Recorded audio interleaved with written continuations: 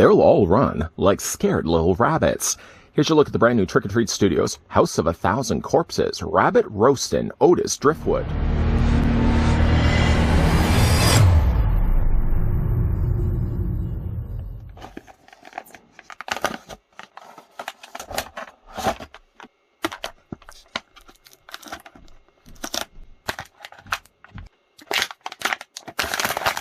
A known member of the Firefly family, Otis is a serial killer and Satan worshiper. He's been known to wear his victim's skin or turn them into taxidermy, last sighted in the vicinity of Rugsville County, Texas.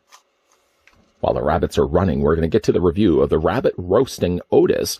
I'd also like to thank as well the folks over at Trick or Treat Studios that did provide the sample of Otis, as well as the rest of the Firefly family that we've been looking at and will continue to be looking at in the next several videos.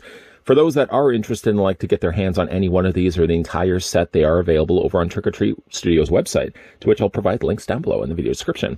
In the meantime, though, Otis stands about 5.5 inches in height. Yes, he does. Or the figure's going to be about 14 centimeters tall. And for your figure comparisons, let's bring in the earlier looked at Captain Spaulding, who, with his hat, is about the same size, I would say, as Otis. Here's what the figure also looks like with the baby Firefly. And again, I would say that with the little headpiece that she has on the top of her hair, they're about the same size to one another. Sizes aren't the only thing that's shared along with baby Firefly, as Otis also comes included with the leg for tiny Firefly. Although granted, to be fair, we don't have a lot to really work with right now. We have 2 legs. We will, of course, require to get the collector's case, because the collector's case is going to come include with the torso, the head, and then essentially those would all be snapped together. What I might end up doing, though, is might look at all the 4 figures first, and then, of course, just leave these extra limbs laying around until eventually we look at the case. And then once we open up the case, we'll put together tiny Firefly. So hopefully you guys will be staying tuned for that. The figure of Otis also comes included with this tiny little book. And while it doesn't look like there's any actual written things on the pages, you can see as well that the way they've brushed on the paint, it sort of does look from a distance like there's actually words on the page. The book itself does have some nice brown paint that's been added to the outside of it, although there's nothing really worded here on the outside of the book. So again, it's just a small accessory that can fit into his hand, to which it can fit into his hand. Just bring his hand forward, and then you just simply slide the book between his, whoops, not drop it though in the process. Okay, let's try that again. Taking the book for Otis, it actually fits in between his thumb and his 4 fingers. Simply just wedge the spine of the book in there. And once it's in far enough, you can actually even tilt the figure upside down. It survives the blizzard test, and the book isn't going to fall out of his hands. Likely going to be the way I'm going to be displaying it. The other thing that the figure also comes included with in the accessory department is also his tiny little lantern.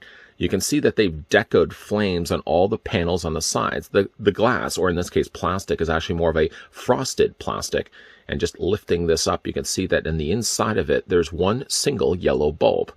When you do put this back in, you want to make sure you're putting in the right way. If you have this turned the wrong way, you'll notice that it doesn't fit in. It fits in on some sides, but it doesn't fit in all the sides. So you want to make sure that this side right here, see how this has like a little, well, there's a little like line in the middle here. This is the part that's going to fit in the section that has a little open slot.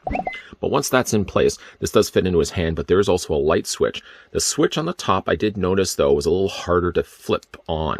When you do flip it and you think it's all the way across, it usually then snaps back. It snaps back like this. So when you are pushing it forward, you just want to make sure that you're pushing it forward far enough, maybe and use your nails, and just get it all the way switched across. See, again, you can kind of see what I'm talking about here.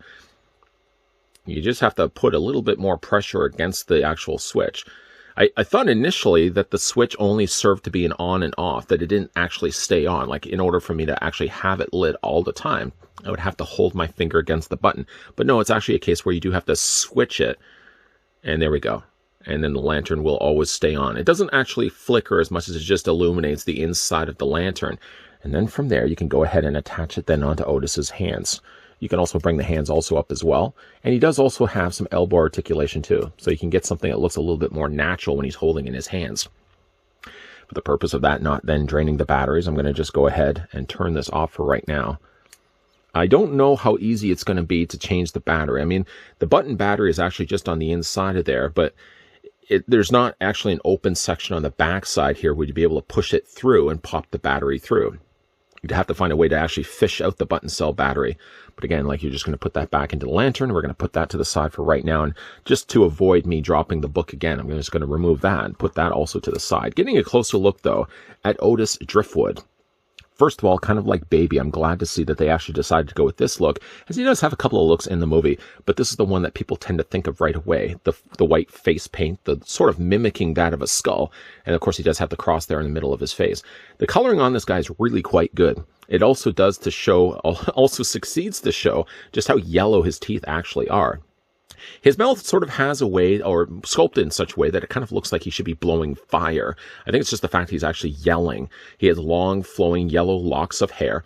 That does limit, of course, the articulation on the figure for obvious reasons. You're not going to be able to move much of the figure's head, simply just because there's so much hair in the way of things.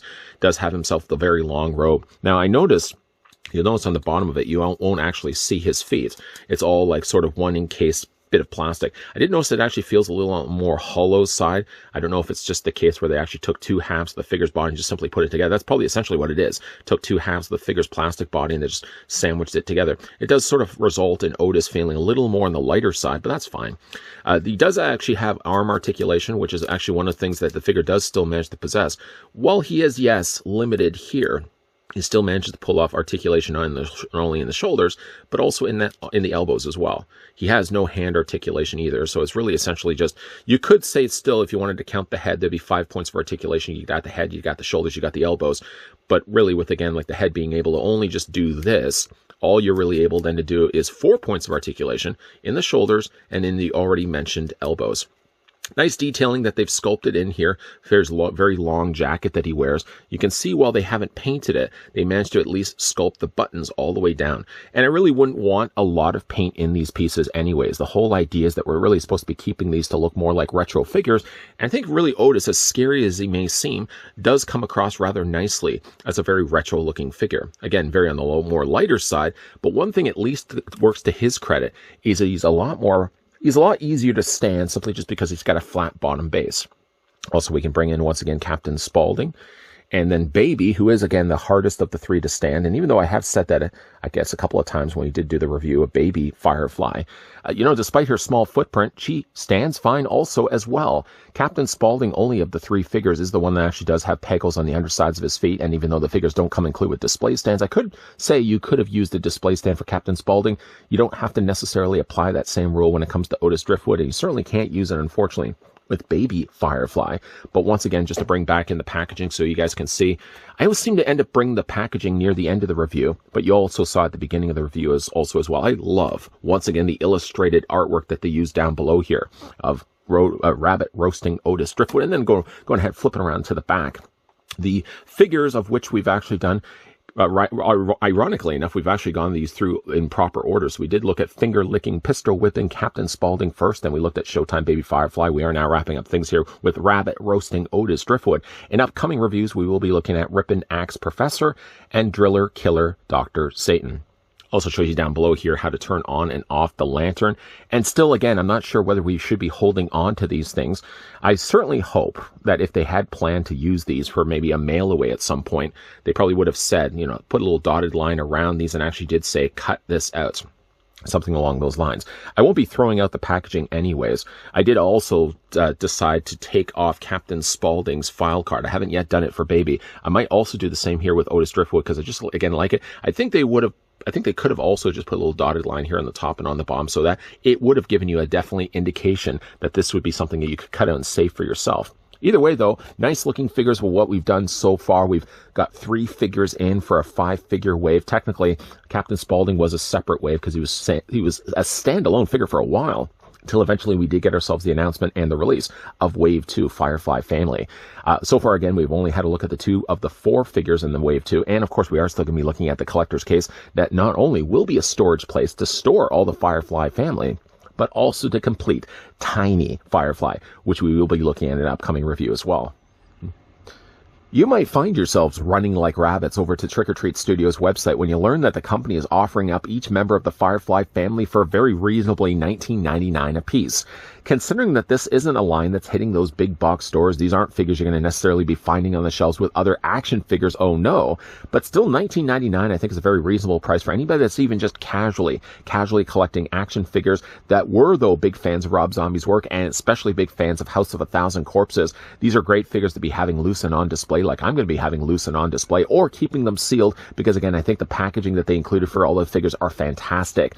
If, though, your plan is to collect tiny, build tiny at least, you're not going to succeed in only getting the 4 figures from this wave, oh no. But to spend the $29.99 over on their website for the collector's case not only gives you a place to store the figures loose if you're not planning to put them on the shelf, but it also gives you the much needed torso and headpiece to build tiny, to which we will be doing in an upcoming review. What do you guys think of Otis? Let me know down below in the comments section. And is this a line that you could certainly see yourselves collecting?